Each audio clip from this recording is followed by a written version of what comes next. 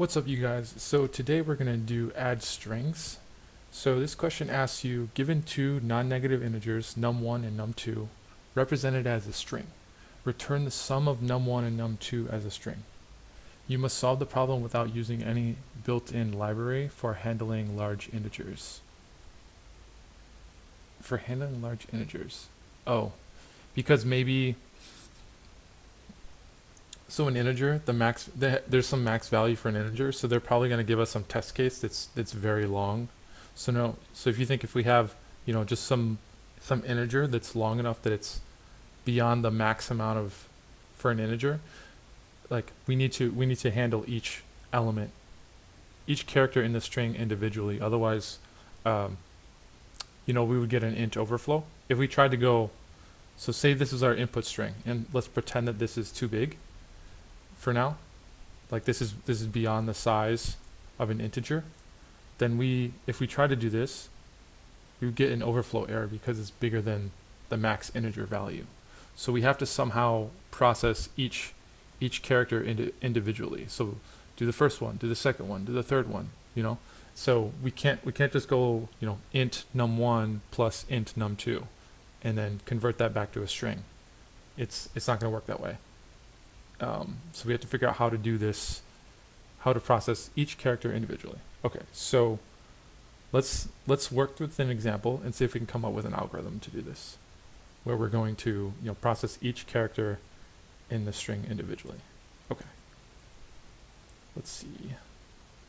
And what are we gonna do? Let's go like this. Let's go like that. There we go. Cool. Okay, so we're just going to mess around for now and just see if we can find something that makes sense. So these are our two inputs, and this is the result that we want to return. So, okay, so what can we do? So first thing we can think about is like, okay, maybe we have a pointer, and we're going to say, if the pointer, let's think. So if it's the first time through our pointer, we're going to maybe have some total variable. We're going to keep some total variable. We'll say if it's the first iteration in through maybe a loop that we're going to use, we'll just add the value that we find there, right? So we just added 1. So now we go here, and now we want to add 10 to this, right? So we have to somehow note like, hey, this is the second iteration. So for 0, we want times 1. For 1, we want times 10. And for 2, we want times 100, right? So we want to do 3 plus 10 times 0.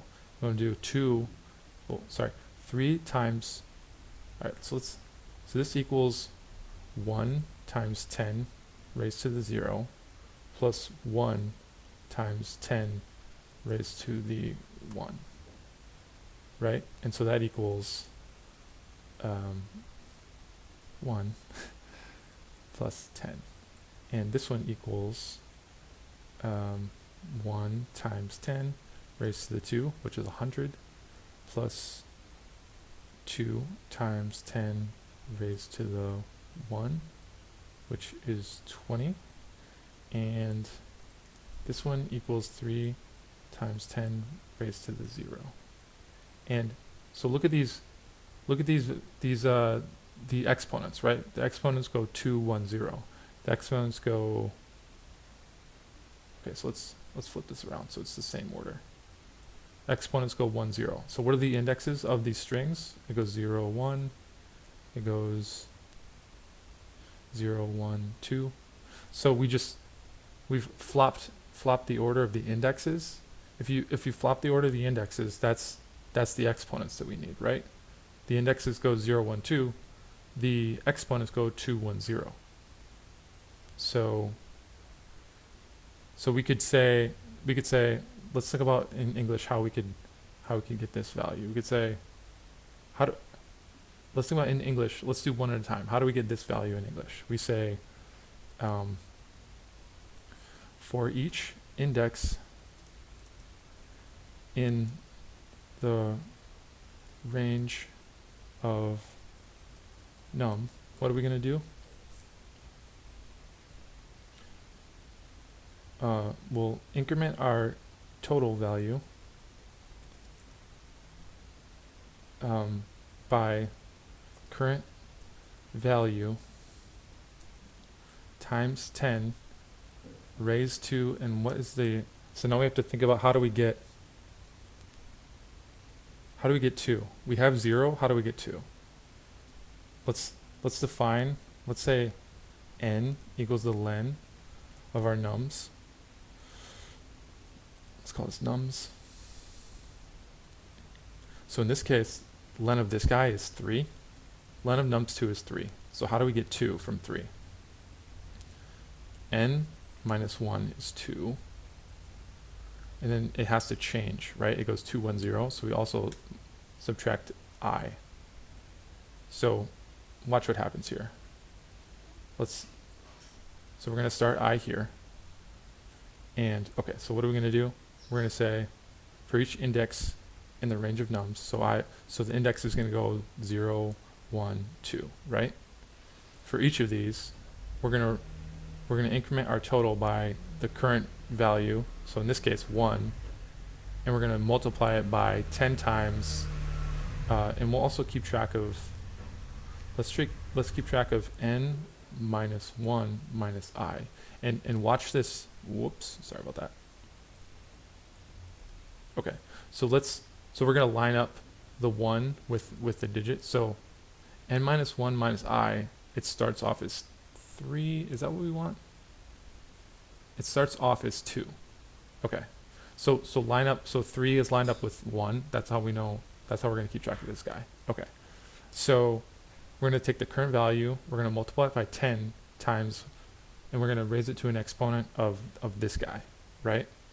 Whoops, sorry about that. Okay, so for the first value, let's keep track of this. So our total is 1 times 10 raised to the 2. So 1 times 10 raised to the 2. Okay, cool. Now we do the next iteration. We go here, I goes here, and n minus 1 minus I is here. So both I and n minus 1 minus I are both 1. You see this? They're all lined up? Okay, so now we're going to increment our total by current value, which is 2, times 10 raised to n minus 1 minus I, which is 1. And, okay, so now we're going to increment I again. We're going to decrement this guy.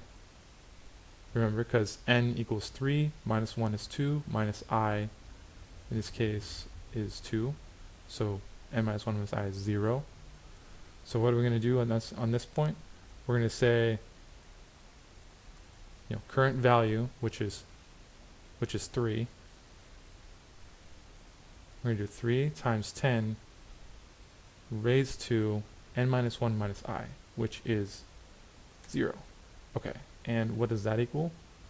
100 plus 20 plus 3, which equals 123. Okay, so looks good so far. Let's run this same algorithm on num1 so that we can convince ourselves that this is working so far. So let's bring this guy down here. Okay, so we're going to run the same thing. We're just going to do it on another example so that we can get a better sense for what's going on here. We'll probably start this guy at 0 or something. We'll figure out, that's like an edge case. How do we start total? We'll come back to that. Okay, so in the beginning, I starts off as 0, and n minus 1 minus I, which in this case is 2 minus 1 minus 0 is 1. So this guy is lined up here on this 1, right here, and I is lined up on 0. These values right here are the indexes, and this is the string that we're processing.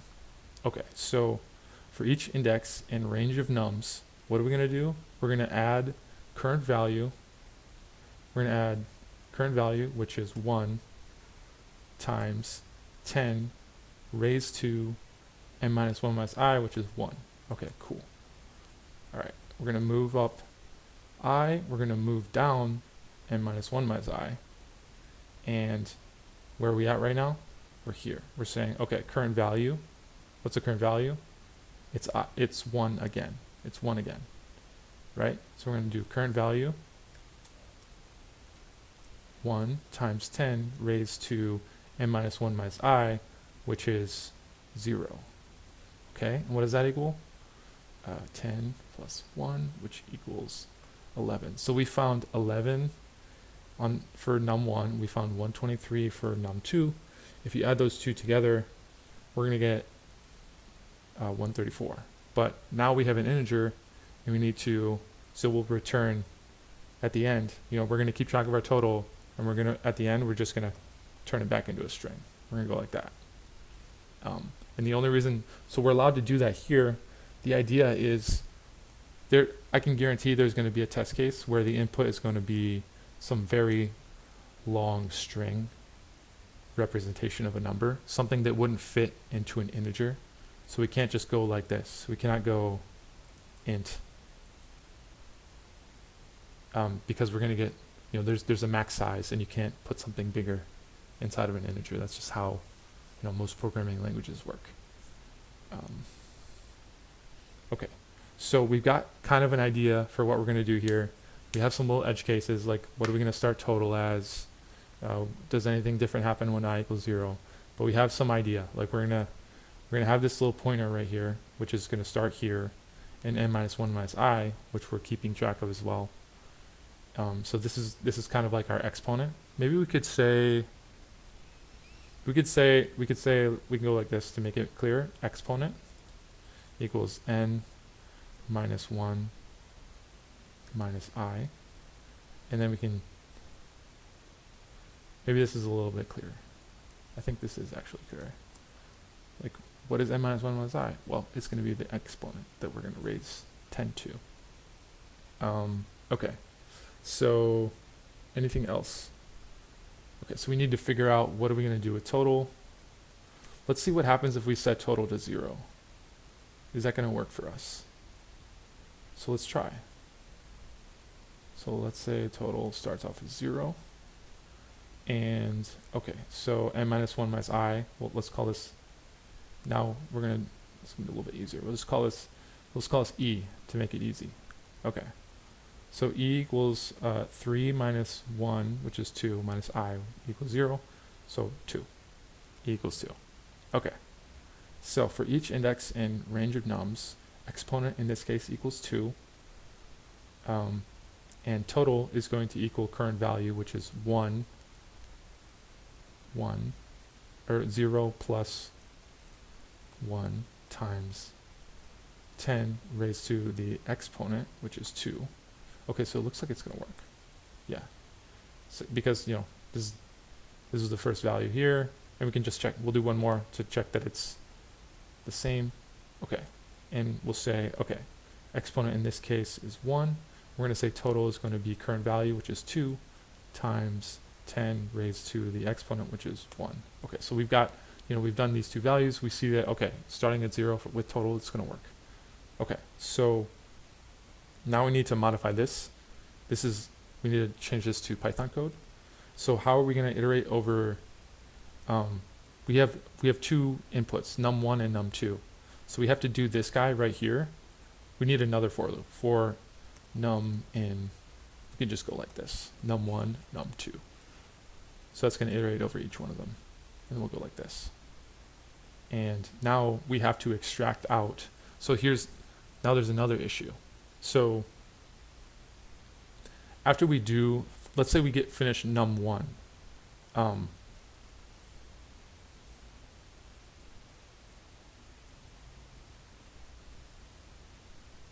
Actually, let's see if this works. Wait. Let me think. I'm trying to think of, like, do we need an intermediate value where we say this is cur, and we do cur plus equals, and then we go total plus equals cur. I'm not sure if we need this, so I'm just thinking through. Let's just do an example. Let's figure it out. Let's go back. We'll use our original code, and we'll change it if we find that this isn't working. Okay, so what are we doing here? Okay, we'll start this here. E for exponent.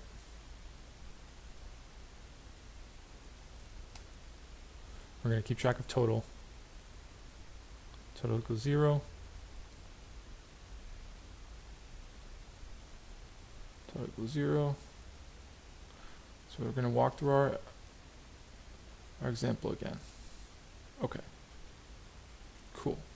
So, all right, let's see. And this is we're gonna want this guy going to be in here, right? Because this is gonna change. We'll have num1, which has one length, and num2, which has another length. So we need this n guy in here. Okay. So total equals 0. Oh, and actually we're only gonna have one total. We're gonna walk through each of them, and we have one total. Okay. So let's walk through this. Okay, so we start off num equals num1 to start, and n equals 2.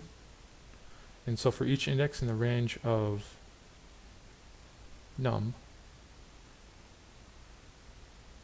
we're going to say exponent equals 2 minus 1 is 1, minus 0 is 1. So exponent is 1, and we're going to say total plus equals current value. So starts off as 0. Current value is where we're using I to track that. So that's 1. We're going to multiply this by 10, and we're going to raise this to our exponent, which is 1. Okay, cool. All right. We increment I, we decrement our exponent, and we say, okay, current value, we're going to add to total, we're going to add current value, which is 1 still.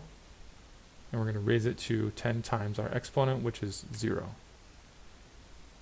Okay, so far we have, and this equals 0 plus 10 plus 1, so that's 11, right? So our total so far is 11. So let's see now, we're going to continue on to num2, and let's see if we can, let's bring this guy down here too, so it's easier to keep track of. Okay. So now let's walk through num2, and let's see if we get 134 at the end. Okay. Exponent equals 2. Total, we're going to add current value, which is 1, times 10 raised to the exponent. Our exponent is 2. Okay. So we're going to increment this guy. We're going to decrement the exponent. We're going to add the current value, which is 1 or 2. And we're going to times 10 raised to the exponent, which is 1 in this case. And we're going to increment I, decrement the exponent. We're going to say current value, which is 3, times 10 raised to the exponent, which is 0. And so what is this going to be? So this is going to be total equals 11 plus 100 plus, actually I can do something cool. Go like this, plus 20 plus 3.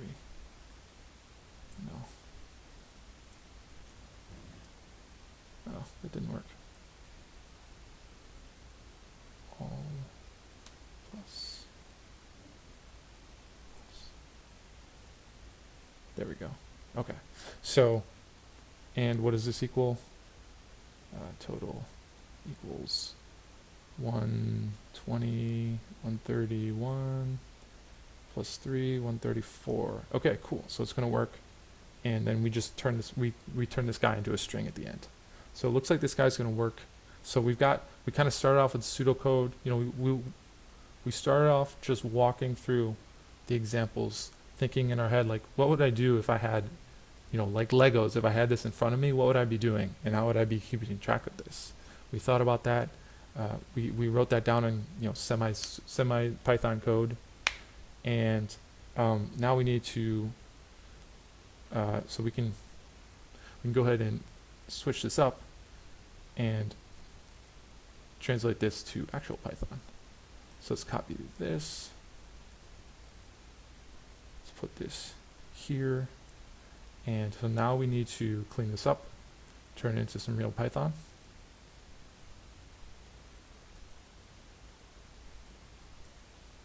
Okay, so for this guy, first thing we need to do. So how do we get each index? We go for I in range n. And how do we get the current value? We're going to say num of I. But here's the issue. When I say, here's my question to you guys. Take a second to think about this. When I do num1 of 0, what does that equal? Does that equal 1, or does that equal the string 1? It equals the string of 1. So we can't multiply like a string in a digit, so this is going to give us an error. So we need to convert, we need to convert strings to their integer representations. So we can just make, we can make a hash map or a dictionary in Python, and we'll say, how are we going to do this? I think this is a little easier. No, this is easier to see. Okay, so we'll do 0, 0, 1,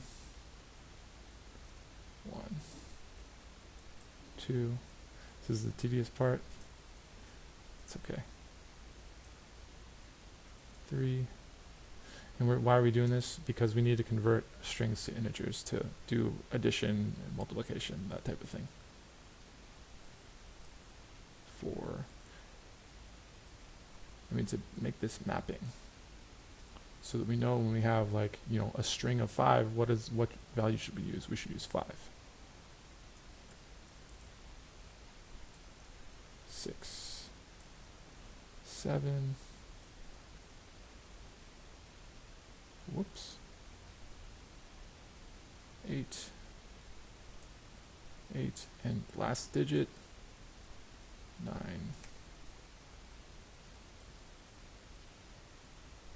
Okay, so we've got our mapping, and so now we need to num_i is going to return a string, right? So how do we turn this into a digit? We go like this, digits. And we grab the value out of this dictionary. So say, for example, num_i is the string 1. So then we're going to come here to digits, we find string 1, and we're going to return 1. So this is going to convert all these strings into integers. So this should be okay. You know, we might. So now we have the logic down. Now we need to run it to check if we have any syntax errors. So we feel pretty good about the logic. We're thinking about the runtime of this guy. So how long is it going to take to run this? So it's going to have to walk. So what do we do in our example? We walked over each character in the string, right? So we walked over the length of num1, and we also walked over to the length of num2. So what's the runtime? It's proportional to those two lengths added together, right? And so what would that be? You know, len of num1 plus len of num2. Runtime, because we touch each char in each input string. And now the question is, what intermediate space do we use to keep track and eventually return total? So let's think of the question is, do we use any intermediate space? So n is a digit, you know, an integer, which is, we just consider that a constant value. This is a constant value. Total is also a constant value. So we're not using any, so we're using, this uses space. This is approximately O of 10 space, which, right, because 0, 1, 2, 3, 4, 5, 6, 7, 8, 9, hold on. 0, 1, 2, 3, 4, 5, 6, 7, 8, 9. Okay, 10. So this right here uses O of 10 space, but when we see 10, that's basically just O of 1. So this is O of 1 space used right here, and these are also these digits that we're keeping track of. We keep track of n, we keep track of exponent, we keep track of total. These are also O of 1. So we only use O of 1 space. Okay, so let's try running our example.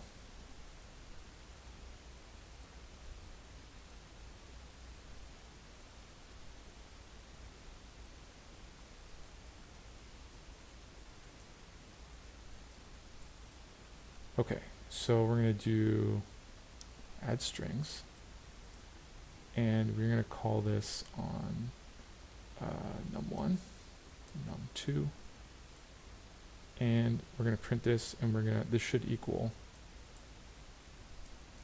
134, right? Because 123 plus 11 is 134. So that's what we hope to get.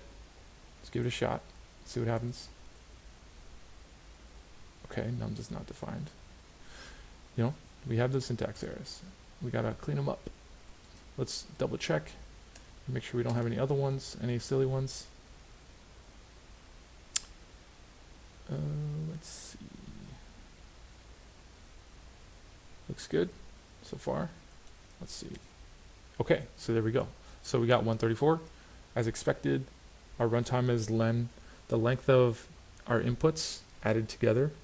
Our space is O of 1 space because we're not, we consider this O of 10 guy, it's just O of 1. And all these digits that we're keeping track of in the middle here, these are just O of 1 also. So let's see this run on LeetCode also, so we can get some more test cases. So let's go like this. Let's submit. Okay, so we got it to run. O of len of num1 plus len of num2. Yeah, thanks for watching. Stay tuned for the next one.